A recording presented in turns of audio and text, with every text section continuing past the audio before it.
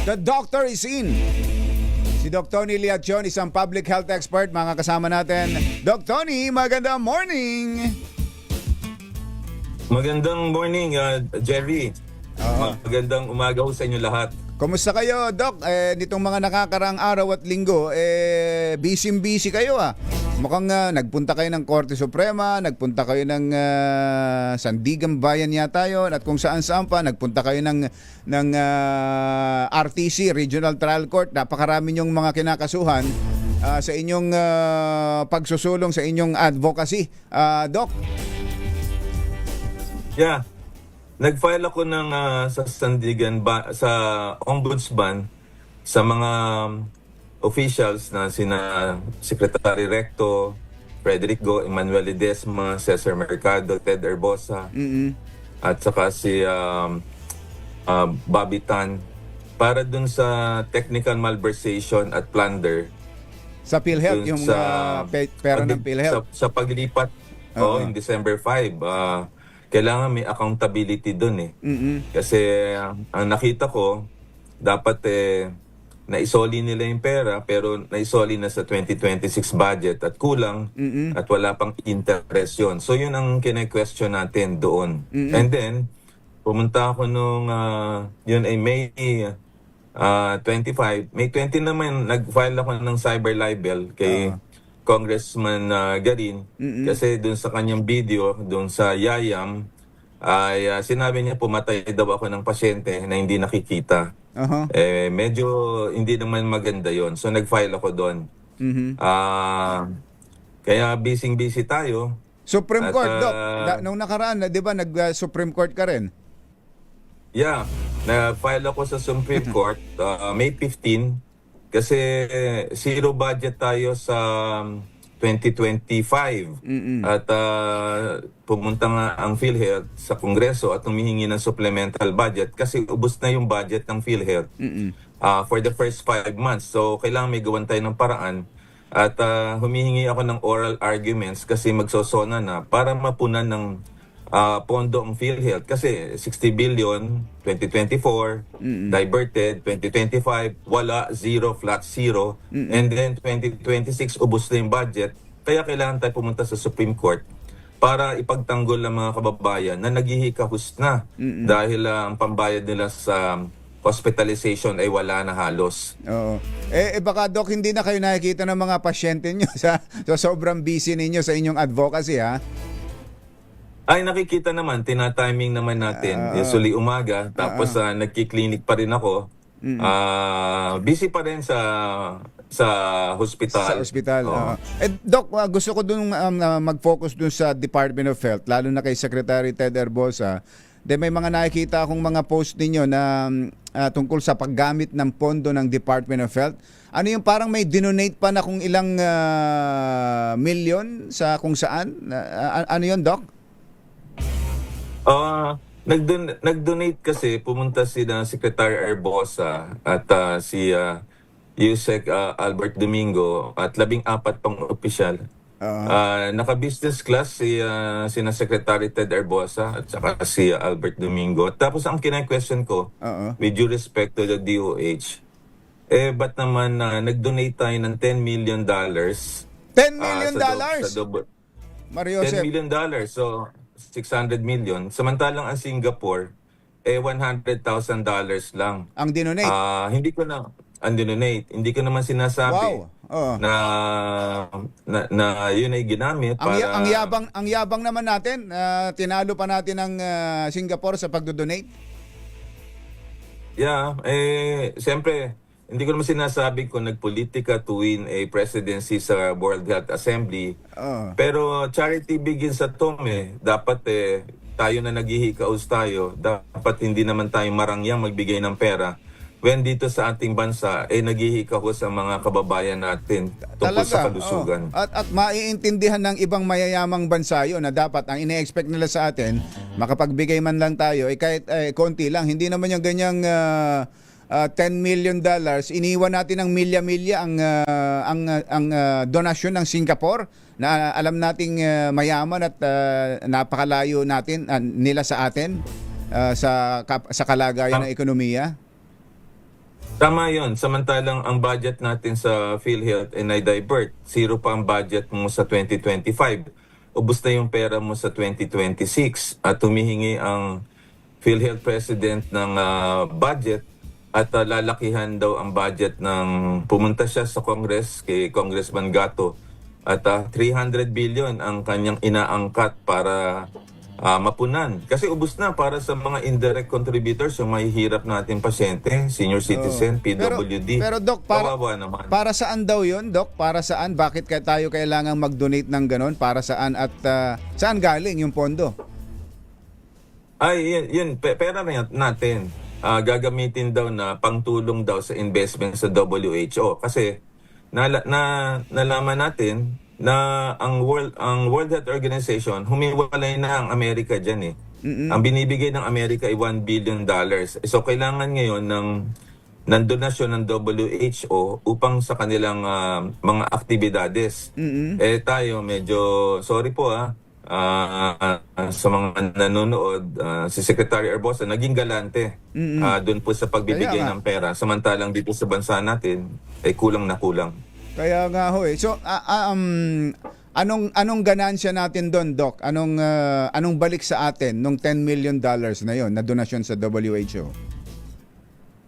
Wala, sineself-promote lang natin ng bansa natin na tayo galante. Sa tingin ko, with due respect to the Department of Health, hindi kaya merong mga Senate hearing na I think magko-conduct si Senator Amy Marcos at sa lower house meron din. Dapat talaga imbestigahan kasi misuse of public funds lalo na in the midst of a healthcare crisis parang hindi siya acceptable to me.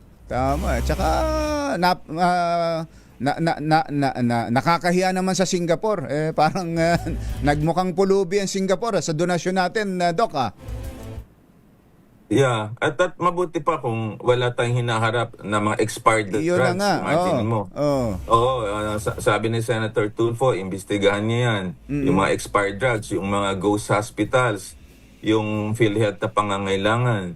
At humaharap din si Secretary Arbosa sa maraming ombudsman cases. So, yun. Tapos nawawala ka. Hindi ko naman sinasabing junket trip. Kaya lang dapat na naghihikaw sa mga kababayan natin. Dapat naman iniisip natin ang kapakanan ng bawat Pilipino at hindi kapakanan na lumalabas junket trip yun sa tingin ko. At dapat ipaliwanag nila yun. Minsan nga, Mother, Yuel, mag-iset nga natin si Secretary Ted Arbosa o sino mang taga Department of Health para magpaliwanag tungkol dyan sa magkano ulit? $10 million donation ng Pilipinas sa WHO.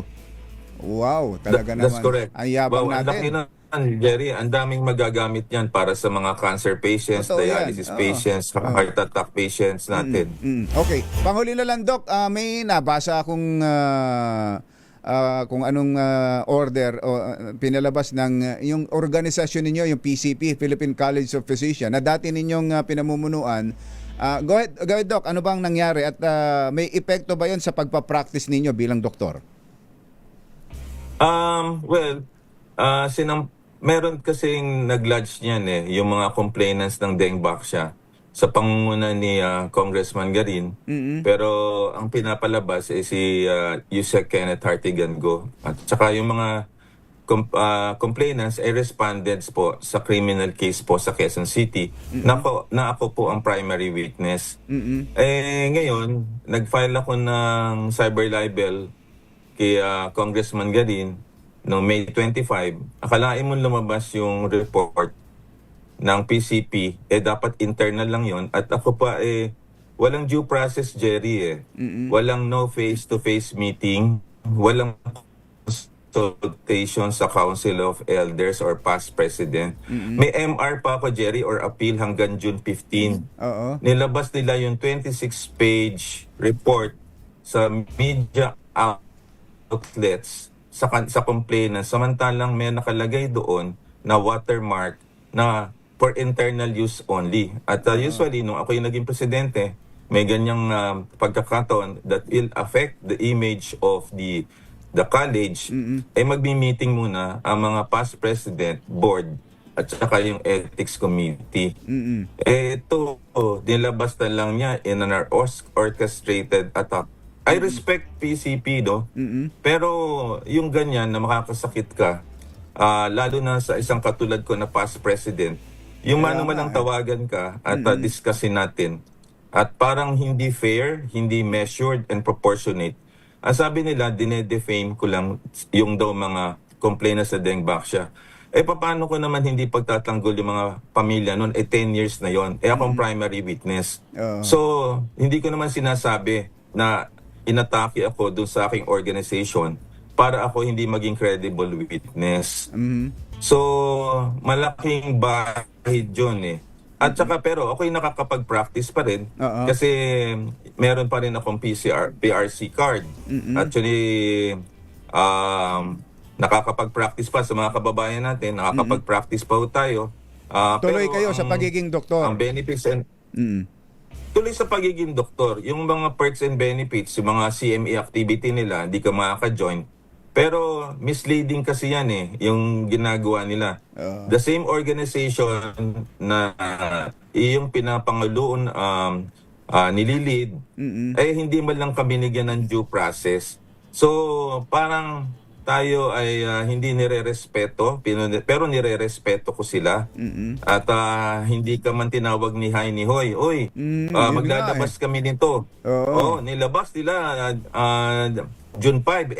June 15 pa ako baga-appeal. Isasabit ko pa nga yung appeal this week eh. Oo. So, na-judge ka na ng tao. Napaka-unfair yun. Masakit sa pamilya namin, sa reputasyon ko. Nagtatawagan ng mga pasyente ko, nakapatay ako ng pasyente ba, kung ano ba. Yun po, mga kababayan, ang akusado sa akin, naninira daw tayo ng mga pasyente. Pero alam niyo po, the Hippocratic Oath, ang ultimate stakeholder natin ay pasyente. Kung may doktor ka na nakakasakit, lalo na dyan sa mga Deng Baksya, courts na natin po ang mag-decide Nasa at hindi korte po na yan. natin. Oo nga eh. Nasa korte na yan eh. At Bakit- nag-resume na ho ng bakit ano, di ba? pinapakailaman? Nag-resume na ng hearings dyan ang Sandigan Bayan tsaka lower court. Yeah, nag-file sila ng motion na ibasura, pero yung judge, si Michael De Jesus, tutuloy.